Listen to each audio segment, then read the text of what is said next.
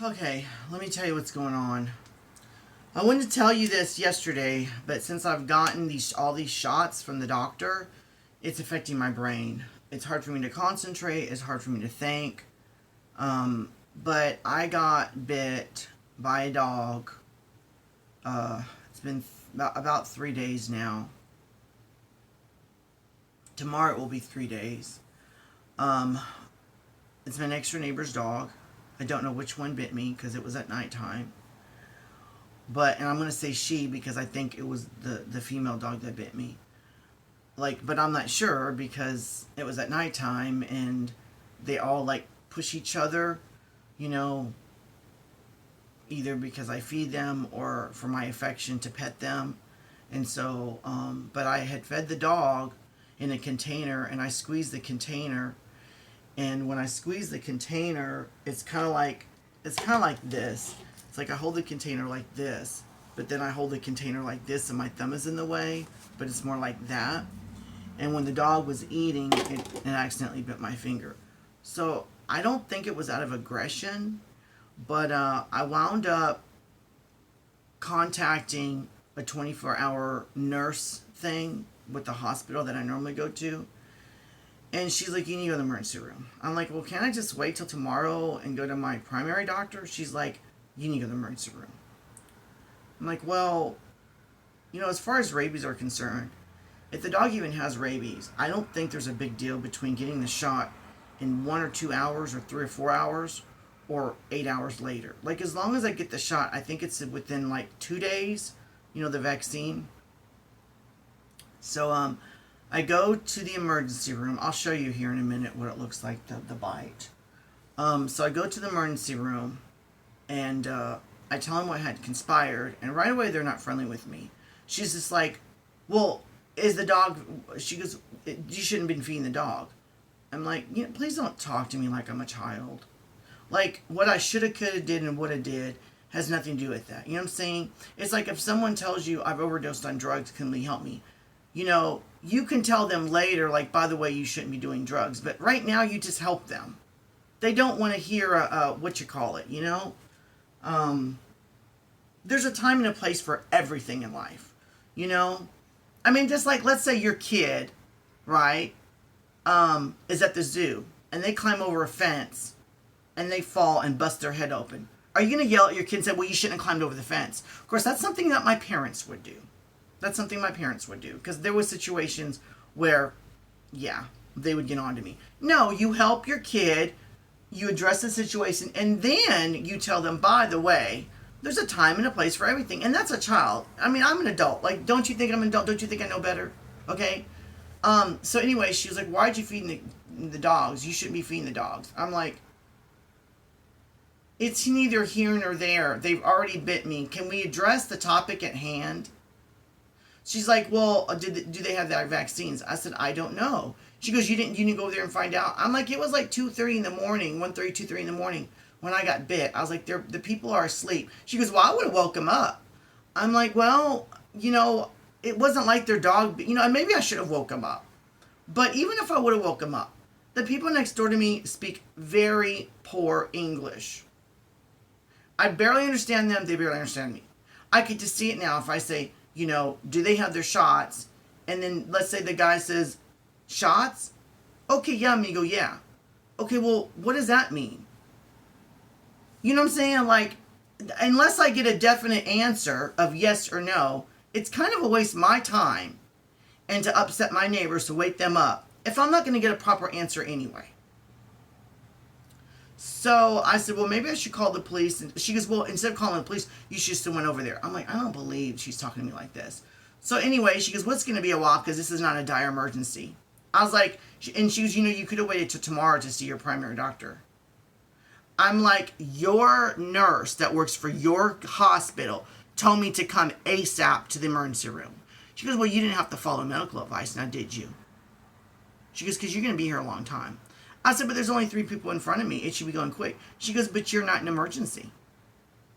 She goes, those people are there. If someone has a dire emergency, and I found that out, people are coming in and seeing me. They're seeing people People come through the door, get pulled to the back, and 3 hours later, they walk out. They're already seen, and I'm still sitting there.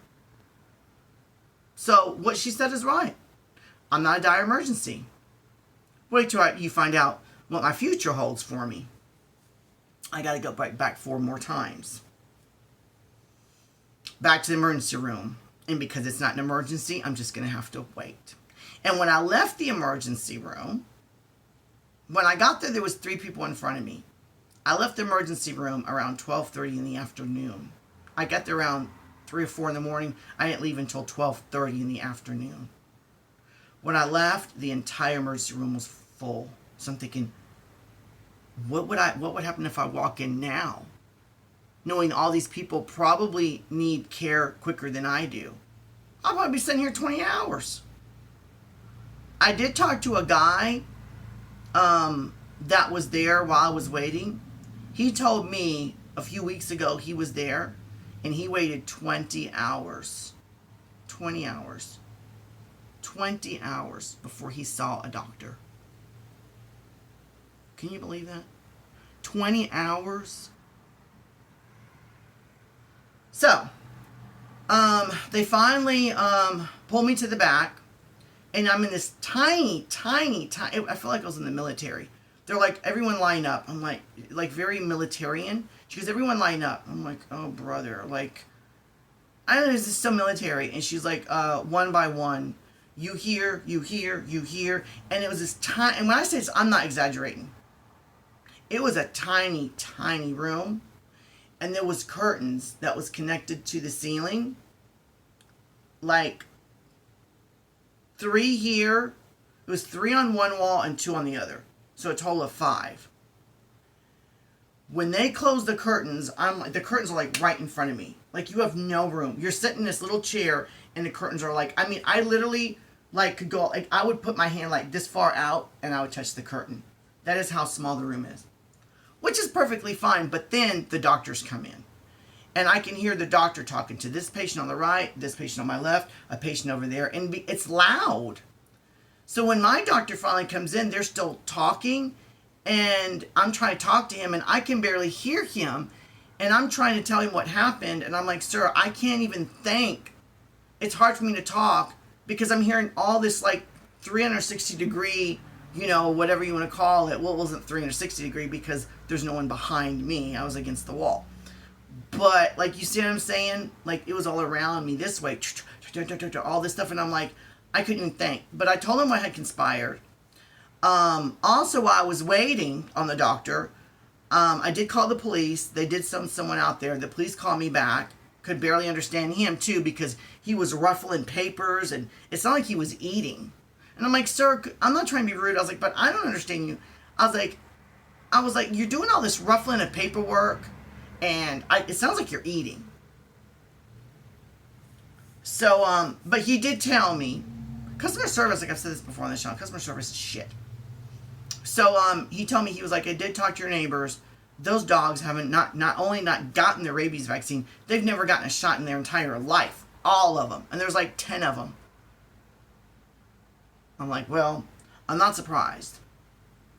So, I was like, thank you for telling me. So when I did see the doctor, I told him, I don't think the dogs have rabies. I don't think the dog maliciously bit me. I doubt that they have rabies. But as far as did they get the rabies vaccine? No.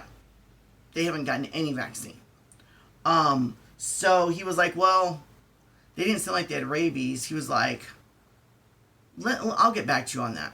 So he left me there for like hours. They finally came back and gave me a tetanus shot. Then he left me there for more hours. Maybe another hour or so, though, hour and a half. And he came back. He was like, we're going to give you a rabies shot, and then you're going to come back and get 3 more. We just gave you he's like, we have to give you the tetanus. I was like, you already gave me the tetanus. He goes, oh, they did. I was like, yes. He goes, okay, so you got the tetanus. You're going to get a rabies shot. Then you're going to get 3 more on day 3, 7, and I believe 14.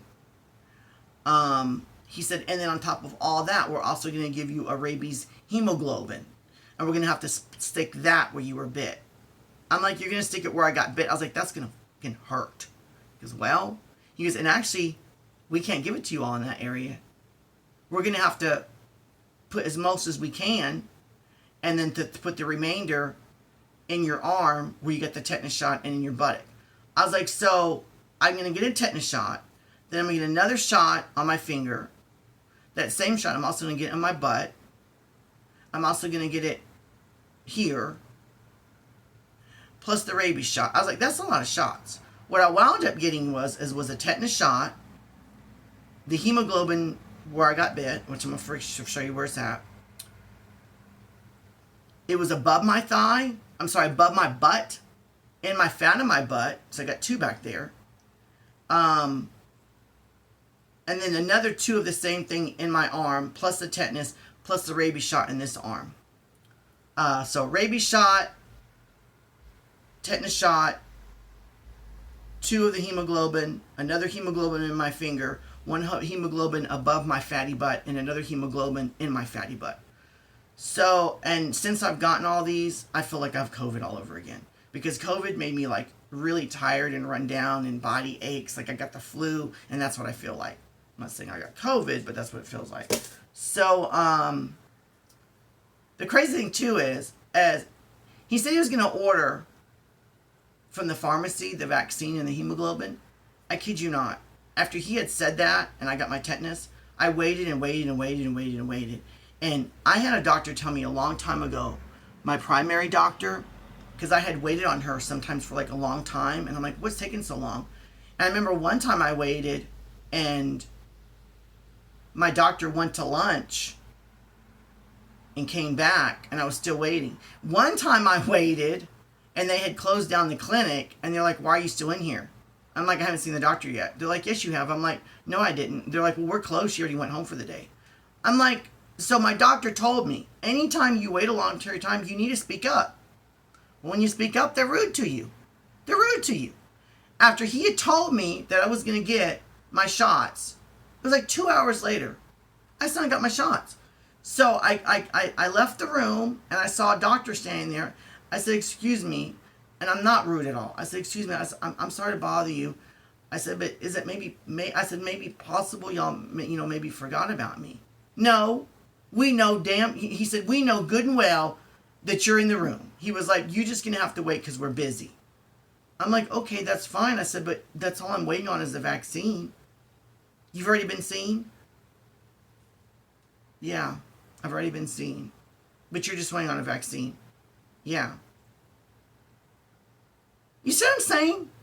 If I had not spoke up, I'd probably still be sitting there today. Right now. I'd be talking to your damn hospital. Be like, everyone, I'm in the hospital. I've been sitting here for 3 days. So, about 15, 20 minutes go by, and my doctor comes to the room and says, I just ordered the vaccine for you. I'm like, you told me that over 2 hours ago. He goes, yeah, I forgot to put it in.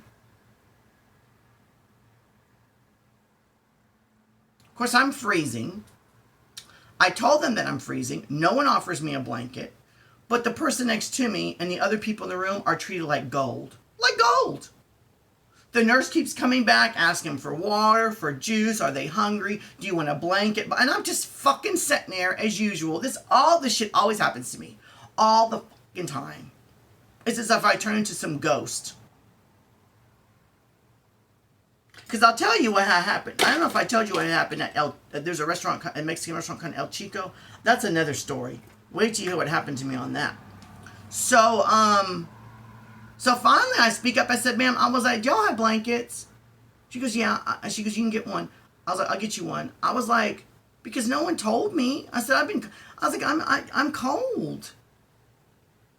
So she gave me a blanket. I said, ma'am, now that you're here, and the doctor behind her, the one that I said, I've been waiting a while, did y'all forget about me? He heard me say to her, thank you for the blanket. I said, I really hate to bother you, but I've been here for like close to 8 hours now. I ain't had breakfast or anything. I was like, is there a place I can go to real quick, and I'll, buy a sandwich or something, for myself or whatever. And she, the doctor behind her said, I got you. So he brought me a sandwich. And I I didn't eat part of the sandwich though because of my dietary restrictions, and but I did drink the apple juice, and that was nice of him. Because beggars can't be choosers. Like if you have dietary restrictions, but someone offers you food, a lot of times you can't tell them, well, I can't eat this and you can't eat that. And it was just the situation. It's just like, well, at least they're trying to give me some food. So I would prefer them to like tell me where the nearest machine is so I can put money in it and get me some like peanuts or something. But, So this is what it looks like. It's not that bad. And I didn't go to the emergency room. I did not go to the emergency room because it was bad.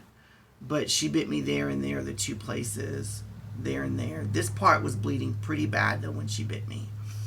And I'm also on antibiotics, which is making my stomach hurt really bad.